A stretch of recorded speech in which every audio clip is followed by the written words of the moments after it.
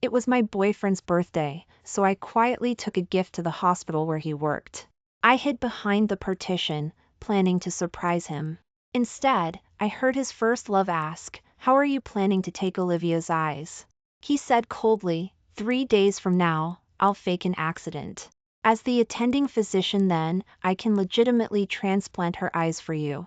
My heart clenched. I remembered he confessed his love to me after his first love injured her eyes, saving him. He doted on me endlessly, praising my beautiful eyes, only to trick me into giving them up. But he didn't know that I was the one who truly saved him back then. "I know this isn't fair to Olivia, but I really want to see you again," Sarah said, her voice trembling with a hint of sorrow. "I was only nice to her for those eyes anyway. I'll just give her more compensation later," Ethan said softly, trying to comfort her. My heart throbbed with pain. The next second, I saw Ethan kiss her through a gap in the partition. A flush of shyness appeared on Sarah's face. I stood frozen behind the partition, feeling like my blood ran cold, as if I'd been plunged into ice. Unstoppable tears fell onto the gift box. The Rolex watch he liked, which I had bought with a year's earnings, felt utterly ironic as I looked at it now. "Let me take you back," Ethan said, gently tucking a strand of hair behind Sarah's ear. "Are you rushing me away because you're afraid Olivia will find me here?" Ethan paused. "I'm just worried about your health. I want you to go back and get some proper rest." "Okay," Sarah hummed, turning away. Ethan quickly stepped forward, carefully putting his arm around her as they left. The office fell silent again. Fighting the agonizing pain in my heart, I walked toward the director of nursing's office. "Director Miller, I'd like to apply for a 2-year academic program at a hospital out of state." Director Miller looked surprised. "Didn't Dr. Sue disagree with you going before? Did he change his mind?" "This is my personal matter. He can't make decisions for me. Since you've thought it through, make sure you cherish this opportunity and live up to the hospital's expectations for you." Director Miller nodded slightly. After expressing my gratitude to Director Miller, I left the office. Returning home after work, I started packing my clothes. The doorbell rang urgently. I opened the door to find Ethan standing there, brows furrowed, his voice anxious.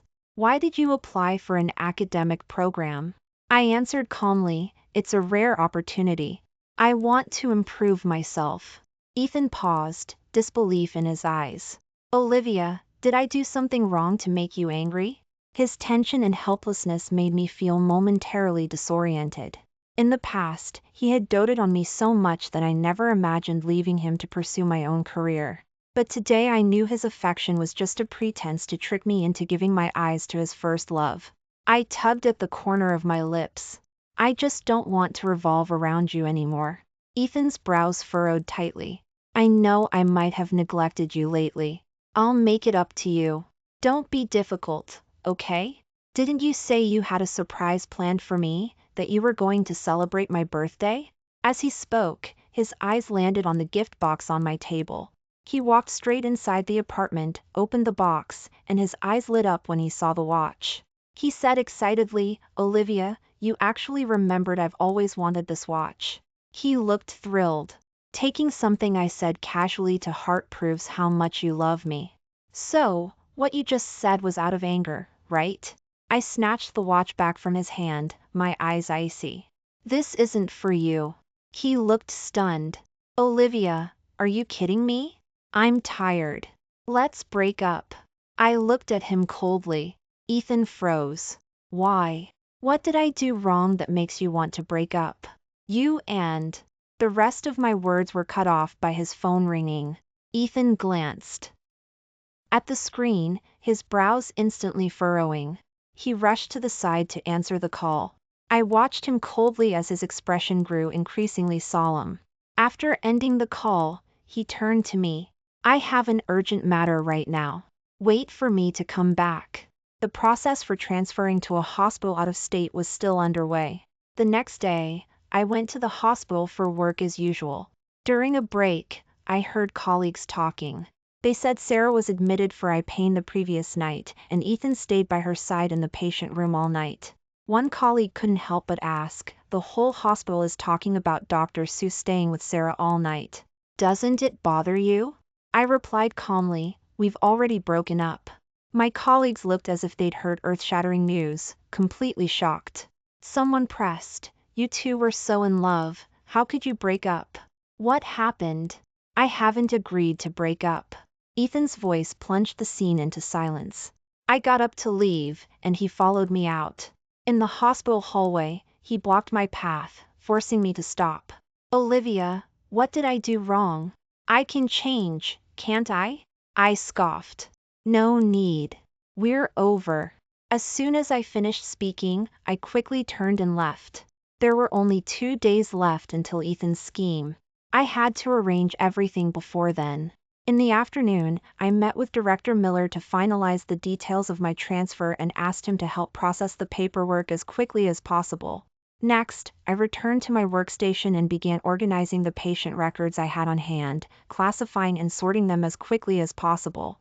I made clear notes on the handover points so my colleagues could take over smoothly.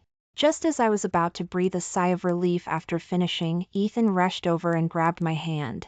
Are you breaking up with me because you're jealous of Sarah? I promise I'll keep my distance from her. Don't make a scene, okay? I forcefully shook him off and glared at him.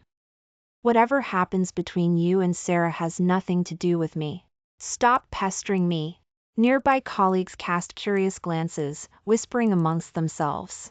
Feeling his face completely lost, Ethan leaned in and warned in a low voice, I advise you to come back to me obediently, or I won't be letting it go easily. Leaving that threat, he stormed away.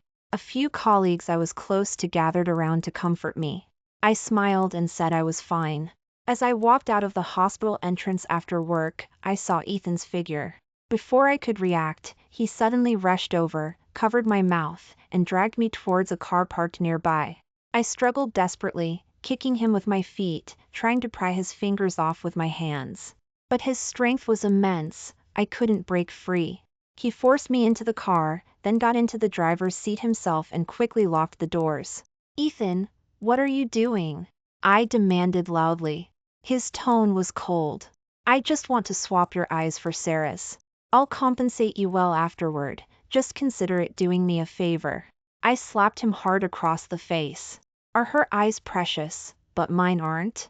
He held his hand to his face and yelled angrily, it's just your eyes. It's not like I'm taking your life. Can't you stop being so selfish? Then why don't you give her your own eyes? Olivia! Ethan's eyes blazed with fury. I said I'd compensate you. Aren't you satisfied? I'm taking those eyes today. Your resistance is useless. Then, he pulled a handkerchief from his pocket and clamped it over my nose and mouth. A pungent odor rose from the fabric. I twisted my head desperately, struggling. But gradually, my limbs grew weak and I couldn't move at all, only a sliver of consciousness remained. Ethan drove the car onto a secluded mountain road. It was where he had prepared the fake accident scene in advance. When the car reached the predetermined spot, he suddenly swerved the steering wheel sharply. With a screeching sound of friction, the car lost control and crashed into the guardrail by the roadside. My head hit something hard in the impact, and I fell unconscious. Ethan, pretending to be less injured, crawled out of the car and called for an ambulance. Soon, the ambulance arrived, and we were taken to the hospital. There, he used his position and connections to quickly arrange all the surgical procedures. Ethan claimed to the outside world that my eyes were severely damaged in the accident, and preliminary examinations showed extensive corneal rupture with severe internal bleeding, requiring an urgent corneal transplant. As he spoke, he produced fabricated medical documents. Unaware of the truth, the medical staff began emergency preparations for the surgery according to his directives. Meanwhile, Sarah was already waiting in a secret patient room at the hospital for this wicked gift. In the operating room, I gradually regained consciousness. My head was heavy and throbbing with pain. The surroundings were cold and silent, save for the beeping of instruments. Suddenly, faint voices drifted from the adjacent room. Ethan, what if Olivia hates me when she finds out the truth? Sarah, you injured your eyes saving me back then. I promise to restore your sight. I'll compensate Olivia, don't worry. Hearing that, I felt as if I had been struck by lightning. A year ago, Ethan and I were organizing expired medical supplies in the old warehouse at the hospital. Sarah, a pharmaceutical representative, was there to discuss business and was also looking at drug samples in the warehouse. Suddenly, a short circuit caused a fire, and the flames spread rapidly. In the thick smoke, Ethan was knocked down by falling shelves, trapped in the blaze. I rushed in to save him without hesitation, suffering a burn scar on my right arm, while Sarah had already fled. After that accident, Ethan confessed his love to me. I thought we had a mutual crush and were finally together. I never expected his tenderness and affection were all fake, and his preference for Sarah was because he mistakenly believed she was his savior. But the person who saved him was me. I screamed desperately inside, but my mouth couldn't make a sound. Moments later, Ethan, dressed in surgical scrubs, picked up a scalpel that gleamed coldly. I widened my eyes, staring intently at his every move, my heart pounding as if it would burst from my chest. Bang! The operating room door was kicked open forcefully. A group of police officers rushed in. The leading officer's gaze was stern. "Ethan Sue, you are suspected of intentional assault. Come with us." "Why are you arresting me? I was saving her. Besides, she's my girlfriend, how could I possibly harm her?" Ethan's voice trembled slightly. The police officers fanned out, quickly surrounding him. "You fabricated an accident scene and attempted to illegally obtain organs from another person. That is a crime." The scalpel in Ethan's hand clattered to the floor. "No, you're mistaken, I was trying to." The police officer stepped forward and put handcuffs on him, giving him no chance to explain. After what felt like an eternity, the numbness gradually receded, and feeling returned to my body. A female police officer was guarding me in the operating room. Seeing that I was able to move, she said softly, "Miss Jiang, are you able to come back to the police station with me now to assist with the investigation?" I nodded. With her help, I slowly walked out of the operating room. As soon as I learned about Ethan's scheme, I had gone to the police station and reported it in advance. That's why today, through the investigation of the accident scene, the police quickly located my position and rescued me in time.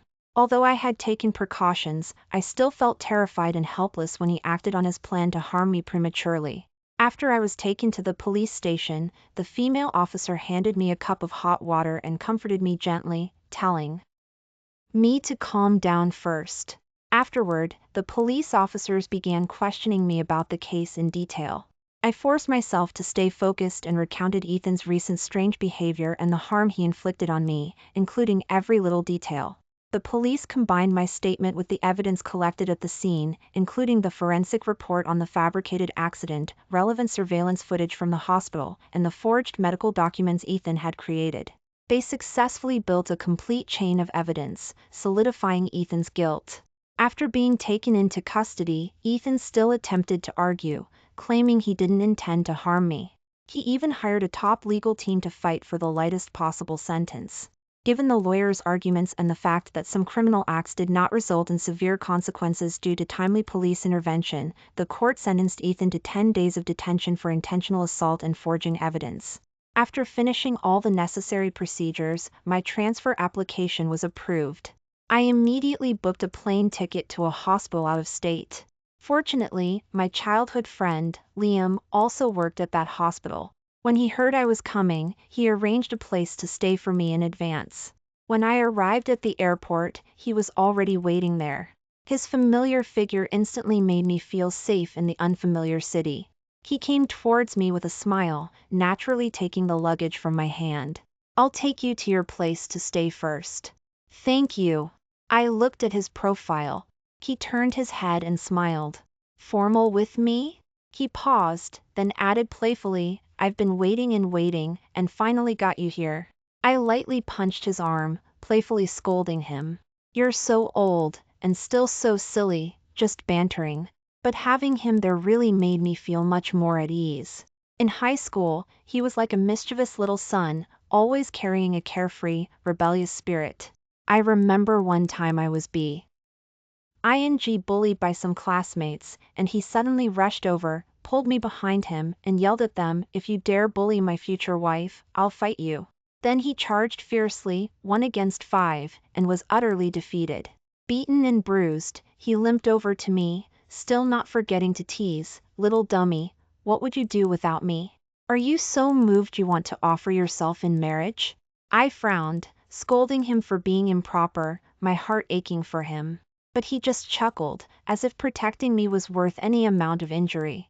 At the time, I honestly thought he was the real dummy. The next day, I went to the hospital to report for duty and completed the procedures at the nursing department. The person in charge welcomed me warmly and briefly introduced the hospital's general situation and department layout. Based on my profession and experience, they assigned me to the surgical ward. Just as I started my rounds in the patient room, a patient who had just had surgery suddenly developed bleeding from their wound. I quickly took initial measures to stop the bleeding while calling for a doctor. Liam, as a key doctor in surgery, arrived quickly. He was focused and calm, assessing the patient's condition before systematically beginning treatment. I assisted from the side. It was the first time I had seen him at work. He was completely different from the person who always bantered and joked with me in everyday life. His every instruction was concise and powerful, every operation smooth and fluid. That focused, serious demeanor was both unfamiliar and intriguing. He looked quite handsome when he was concentrating like that. He was very different from Ethan. Ethan always treated surgery like a display of precise skill, rather than a battle to snatch life from death. But Liam poured his heart into every patient. At his core was a reverence and respect for life. Soon, the bleeding from the patient's wound was successfully controlled, and their vital signs dually stabilized. The tense atmosphere in the patient room slowly dissipated. Meanwhile, Ethan, having used his connections, was released early. He rushed to the hospital, thinking of the risks Sarah might face due to not having the transplant surgery in time. But when he arrived at the patient room in a frantic hurry, he found it empty. "Did something happen to Sarah?" he murmured to himself. Ethan anxiously grabbed a passing nurse and asked, but only received a blank shake of the head. Next, he drove to Sarah's place to stay. Stopping at an intersection not far from her place, Ethan clearly saw Sarah standing downstairs in the neighborhood, talking and laughing with a man, their behavior intimate. Sarah's eyes were bright and lively, naturally following the man's movements. There was no sign of her being blind. Ethan's hands clenched tightly on the steering wheel, his knuckles white. He couldn't believe what he was seeing. Had Sarah's sight recovered, or had she never been injured at all? And what was her relationship with this man? Ethan pulled the car over to the side of the road, his eyes fixed on them. The man put his arm around Sarah's waist and kissed her forehead. Sarah looked shy. Ethan's rage was about to erupt. After the man left, Ethan stormed out of the car and went straight toward Sarah. He stopped in front of her, grinding his teeth, and asked, "Who was that man? And what about your eyes?" Sarah stammered, "He's just a friend, he came to see me after he heard my eyes recovered." Ethan sneered and abruptly grabbed her wrist. "Do you think I'm stupid?" "Ethan, you're hurting me," Sarah said, frowning. Ethan forcefully flung her hand away, pointed at her eyes, and said viciously, "What's left in those eyes besides deceit? Did you think pretending to be blind would win my love?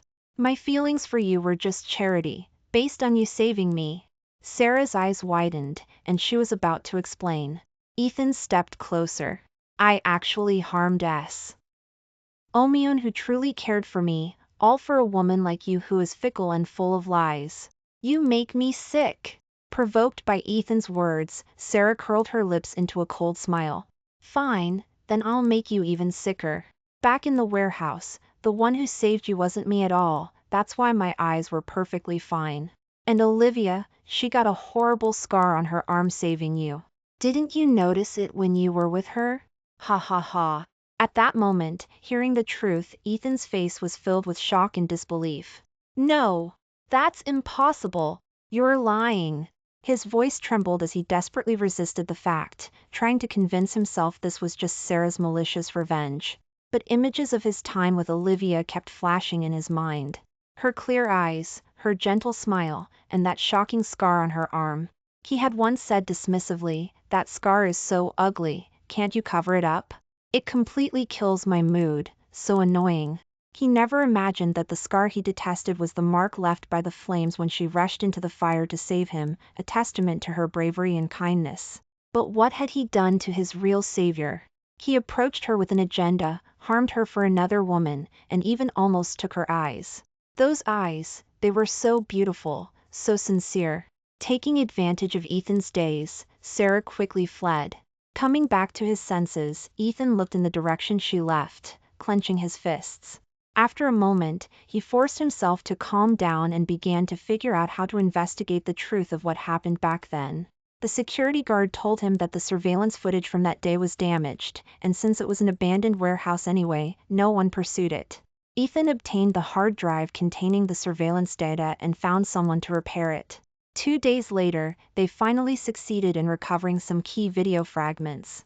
When he saw Olivia dragging and half-carrying his unconscious body out of the fire, he burst into tears, filled with regret. How could he have believed Sarah back then? What was her motive for deceiving him? Ethan sank deeper into the whirlpool of self-blame and confusion. During this time, I spent every day going between patient rooms, meticulously caring for each patient. One afternoon, I was focused on checking a post-operative patient's vital signs and recording data. Inadvertently looking up, I caught sight of a familiar face that sent a chill down my spine. Olivia! His voice was hoarse and trembling, sounding abrupt in the quiet patient room. The pen in my hand jerked. The painful memories I had finally managed to forget rushed back instantly. What are you doing here? I asked coldly. Olivia, I know I was wrong. Sarah tricked me into doing those things to you. Just then, the old patient in the bed grumbled, if you're going to argue, do it outside, don't disturb my rest. A family member sitting by the bed also gave an annoyed look. I bit my lip and lowered my voice to Ethan. Don't disturb the patients here. With that, I quickly walked out of the patient room. Ethan hurried after me.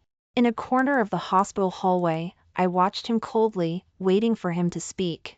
Ethan's face was full of guilt. I just found out you were the one who saved me back then. Why didn't you ever tell me? I was somewhat speechless. Does the fact that you didn't know I saved you excuse everything you did to harm me? You disliked the scar on my arm, you pretended to care about me, and you even wanted to gouge out my eyes. Do you think all of that was acceptable? Ethan choked out, Olivia, I thought Sarah was my savior, that's why I unintentionally did bad things to you. I scoffed. I didn't need repayment for saving you, but I never expected to be used by you as a tool to appease Sarah. Just go. I don't want to see you anymore. Ethan's body jolted, and he urgently grabbed my arm. Olivia, I know I'm unforgivable, but I truly can't live without you. Please, give me another chance. I'm willing to spend a lifetime making amends. I twisted my arm forcefully, but his grip was too strong for me to break free. You're hurting me. Let go. Get your filthy hands off her. Liam's voice came from behind. Ethan was startled by Liam's sudden appearance, and the strength in his hand subconsciously loosened a bit. Liam seized the opportunity, gave a sharp pull, and shielded me firmly behind him. He turned slightly, blocking Ethan's pleading, distorted gaze. I don't care how much you regret it. From now on, stay away from my future wife. Liam's eyes were cold. Ethan froze for a moment, his gaze passing over Liam to stare directly at me. Future wife. He uttered the words with difficulty. Before I could answer, he said unwillingly, no, I don't believe it. You must be acting with him to make me angry. Olivia, I won't give up. You're mine. Ethan threw down this harsh declaration and left the hospital. After he was gone, Liam turned to face me, the seriousness on his face quickly switching to that familiar, carefree expression.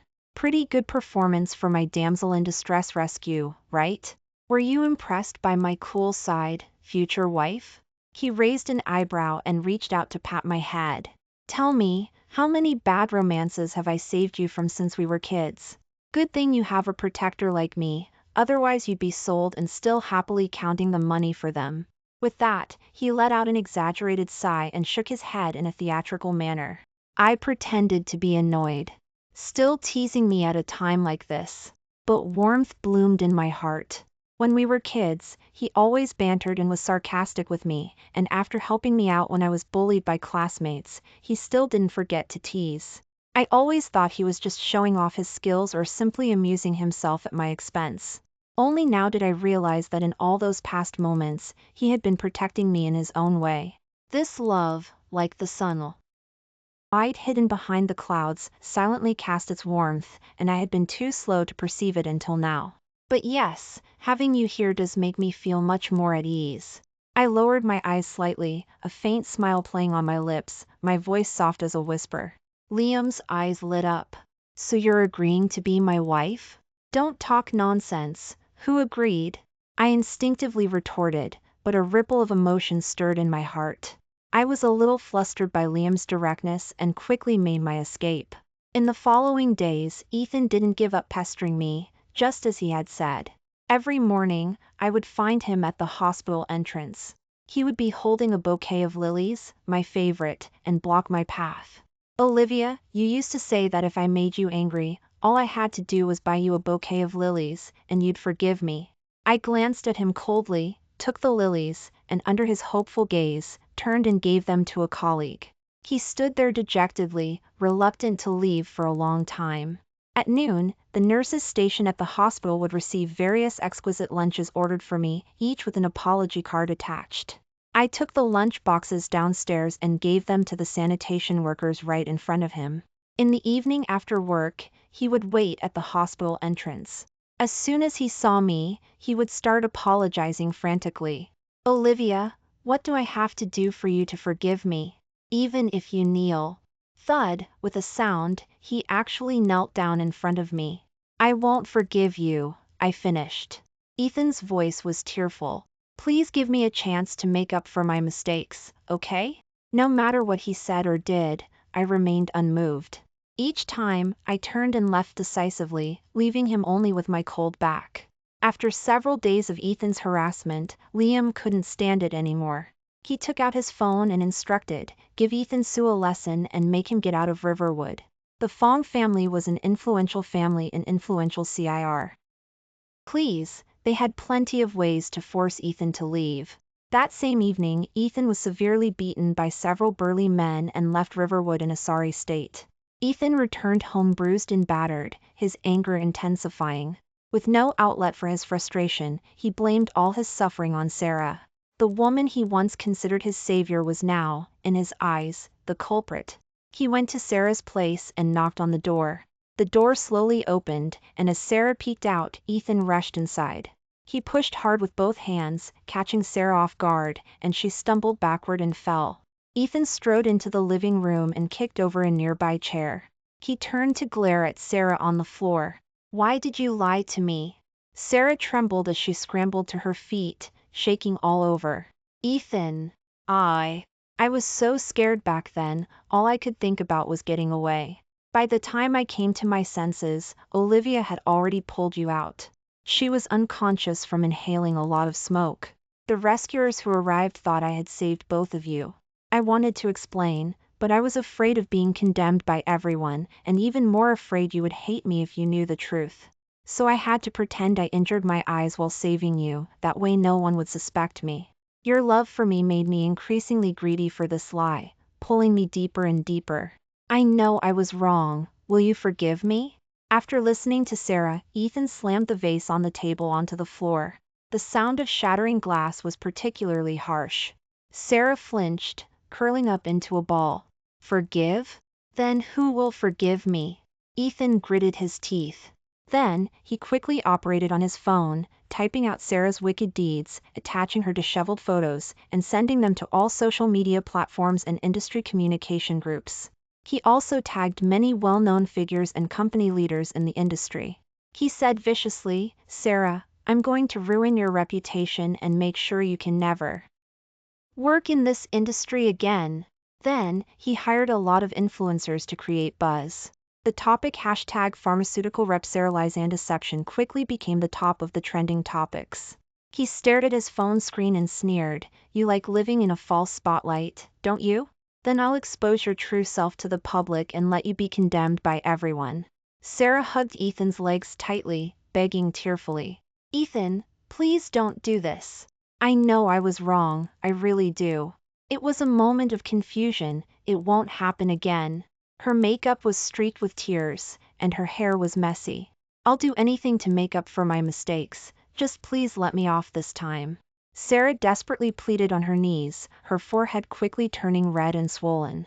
She lifted her tear-stained face, looking pleadingly at Ethan, trying to find a shred of pity.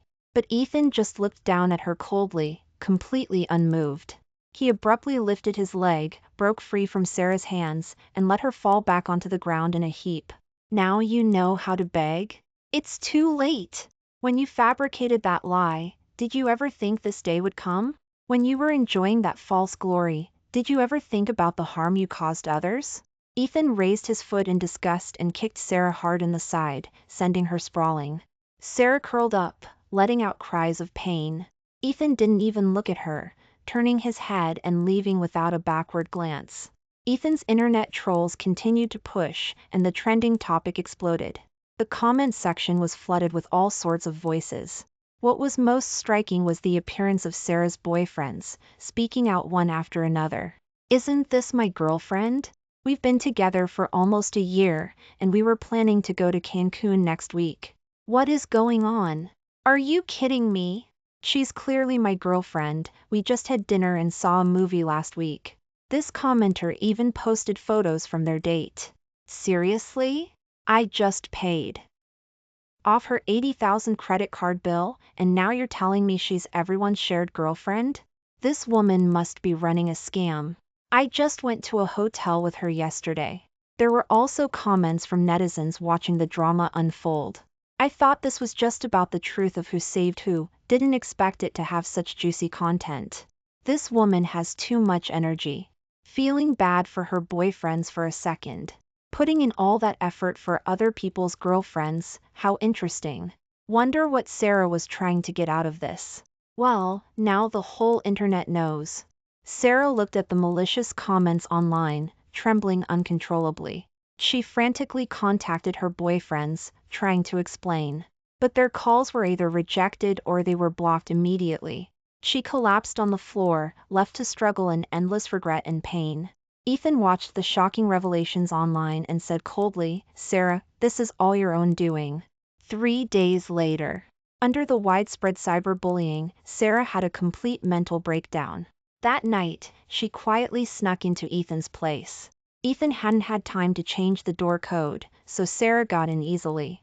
He had just pushed the door open and hadn't reacted yet when Sarah suddenly rushed out, tightly gripping a small knife that gleamed chillingly. Her hair was disheveled, her face gaunt, twisted, and, "It's all you ruined me," she shrieked, lunging at Ethan without hesitation. Ethan's eyes widened, and he instinctively dodged to the side, but Sarah still managed to slash his arm. Sarah, you're insane. Soon, Sarah raised the knife high again and stabbed fiercely towards his abdomen. Ethan felt a sharp pain course through him. He looked at Sarah in disbelief as blood gushed from the wound, staining his white shirt red. A neighbor heard the commotion and quietly called the police. Sarah looked down at the wounded Ethan who had fallen, laughing maniacally. Didn't you drive me insane? Now. You look so surprised. You're even better at acting than I am. At first, I was just greedy for your favor, but later, I truly fell for you. I was afraid of losing you, so I kept making mistakes. Why wouldn't you give me a chance? Why did you have to push me to this point? I was so careful pretending to be someone else around you, and you still wanted to ruin me. Fine, let's go to hell together. Ethan found it laughable. Gritting his teeth against the severe pain, he said, "Stop lying. If you really loved me, why would you date several men at the same time?" Sarah seemed provoked, roaring, "Why can you men have multiple partners, but when we women do it, it's unforgivable? I just found a few more people to rely on. Is that wrong? You can all act recklessly, why should I be universally criticized?" Sarah completely lost control, wildly swinging the bloody knife in her hand. Just as she was about to stab Ethan again, several police officers broke through the door and subdued her with lightning speed. Sarah struggled frantically but couldn't break free. Ethan watched the scene, breathed a sigh of relief, and then lost consciousness from excessive blood loss. Ethan was rushed to the hospital for emergency life support. In the end, there was nothing more they could do. Sarah was sentenced to life imprisonment for intentional homicide, spending the rest of her days behind bars in prison, atoning for her crimes in regret and solitude. Meanwhile, I had just finished attending a nursing case study seminar. In a recent major surgery where I assisted, my precise and efficient work and calm handling of unexpected situations were instrumental to the surgery's success. This helped me gain recognition at the hospital, with many leaders praising me. Throughout this time, Liam had been by my side. He would offer me new ideas when I was struggling with complex nursing plans. When I was exhausted from a night shift, he would quietly bring me a homemade meal. When I stay up late organizing materials in the conference room for an important presentation, he would stay with me, helping me outline key points and check for gaps. Another time, I was given a hard time by a seriously ill patient. He not only comforted me but also proactively communicated with the patient, helping them change their attitude and cooperate with treatment. I saw his care for me during this period.